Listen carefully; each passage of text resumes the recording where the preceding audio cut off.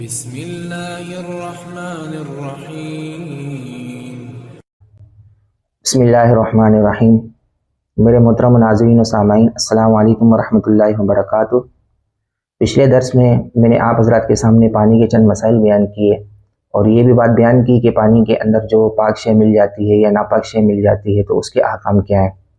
تو اسی ضمن میں نے آپ حضرات کے سامنے یہ بھی بیان کیا تھا کہ اگر میں اس وجہ سے بیان کر رہا ہوں کیونکہ آج کا جو میرا سبق ہے اور جو درس ہے وہ اسی کے متعلق ہے۔ تو پچھلے درس میں نے آپ حضرات کے سامنے بیان کیا تھا کہ اگر پانی ایسے مقام پر موجود ہے کہ جس کی لمبائی چوڑائی 225 فٹ سے کم ہے، اگر اتنے ایریے میں اگر پانی موجود ہے تو اس صورت میں اگر پانی کے اندر کوئی نجاست پڑی جائے گی، اگرچہ اس کا رنگ بو ذائقہ دکھائی نہ دے، تو اس صورت میں یہ سارا کا سارا پانی ناپاک ہو جائے گا۔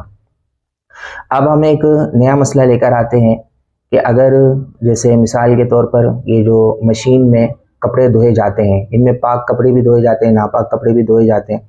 اب مشین کے اندر جو پانی ہوتا ہے، پتہ ہے آپ کو کہ 225 فٹ سے تو کم ہی ہوتا ہے، تو اگر اس کے اندر اگر کوئی ناپاک کپڑے ڈال دے اور ساتھ میں پاک کپڑے بھی ڈال دے تو اس کا کیا حکم ہوگا؟ تو آج انشاءاللہ العزیز میں آپ کے سامنے اس کے احکام بیان کروں گا، توجہ کے ساتھ سماعت فرمائیے گا۔ دیکھیے، پہلی بات تو یہ ہے کہ اگر کسی کو پتہ ہے کہ یہ پاک کپڑے ہیں اور یہ ناپاک کپڑے ہیں، اگر کسی نے پاک اور ناپاک کپڑوں کو ایک ساتھ ہی مشین میں ڈال دیا تو اس صورت میں یہ سارے کے سارے کپڑے ناپاک ہو گئے۔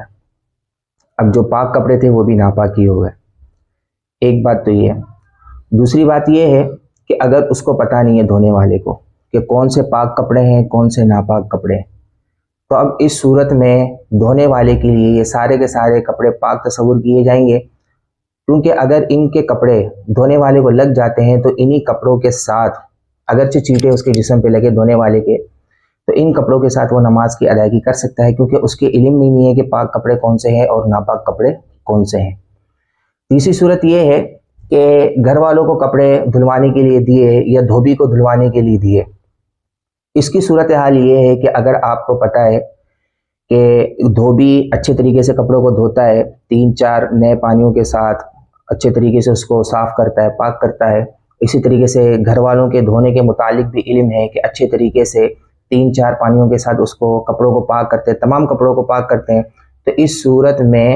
جس کے وہ کپڑے ہیں، اب اگرچہ وہ ناپاک کپڑے ہیں لیکن اس صورت میں چونکہ پتہ ہے کہ صحیح طریقے سے وہ پاک کرتے ہیں، تو اب اس صورت میں اس کے کپڑے پاک تصور کیے جائیں گے، پاک ہی کہلائیں گے۔ اسی طریقے سے کہ اگر کوئی ناپاک کپڑا بھیجا اور ناپاک ایسی شے اس کے کپڑوں پر لگی ہوئی ہے جو دکھائی دیتی ہے، مثال کے طور پر بقرہ عید میں یہ خون وغیرہ کپڑوں میں لگ جاتے ہیں، اب گھر والوں کو دھونے کے لیے دیا، اب اس صورت میں گھر والوں نے جب کپڑا دھویا اور وہ ناپاکی بالکل انہوں نے اچھی طریقے سے اس کو دھو ڈالی کہ اب نجاست کے اثر، ناپاکی کے اثر اس میں دکھائی نہیں دیتے تھے، تو اب اس صورت میں بھی اس کے لیے یہ کپڑا پہننا بالکل جائز ہے، یہ کپڑا اس کے لیے پاک تصور کیا جائے گا، لیکن احتیاط اسی میں ہے کہ ایک مرتبہ پھر سے اس کو پاک صاف پانی میں اس کو دھو لیں۔ اب ایک اور صورت بھی میں آپ حضرات کے سامنے بیان کرتا ہوں کہ اب مثال کے طور پر پتہ ہی نہیں ہے کہ گھر والے میرے کس طریقے سے کپڑے دھوتے ہیں، یا دھوبی کے بارے میں نہیں پتہ کہ یہ کپڑے کس طریقے سے دھوتا ہے، اور کپڑے ہیں ناپاک،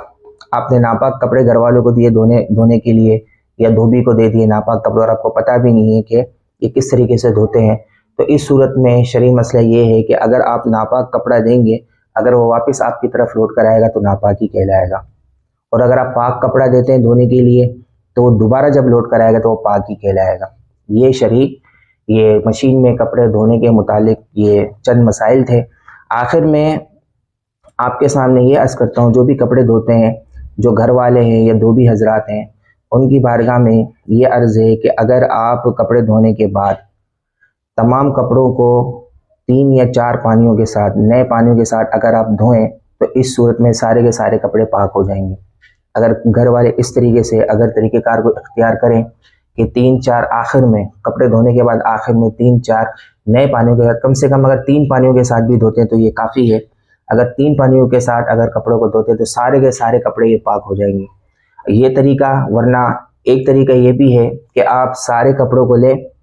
کسی بالٹی یا ٹب میں ڈال دیں اور اوپر سے اس کے اوپر پانی ڈالتے رہیں،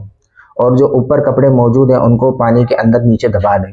اب پانی جیسے ہی بہنا شروع ہو جائے گا، اب پانی ڈالنے کو موقف نہیں کریں جیسے ہی پانی بہے گا تقریباً 3 سے 4 سیکنڈ تک اس کو بہنے دیں. اب آپ پانی ڈالنا موقوف کر دیں. اب یہ سارے کے سارے کپڑے پاک بھی ہو گئے، اور جس پانی میں ان کپڑوں کو بھگویا تھا وہ سب کے سب پاک ہو گئے. پانی بھی پاک ہے، کپڑا بھی پاک ہے. اللہ تبارک و تعالیٰ کی بارگاہ میں دعا ہے کہ ان باتوں کو ذہنوں میں محفوظ رکھ کر دوسروں تک پہنچانے کی توفیق عطا فرمائے. آمین. وآخر دعوانا ان الحمد للہ رب العالمین.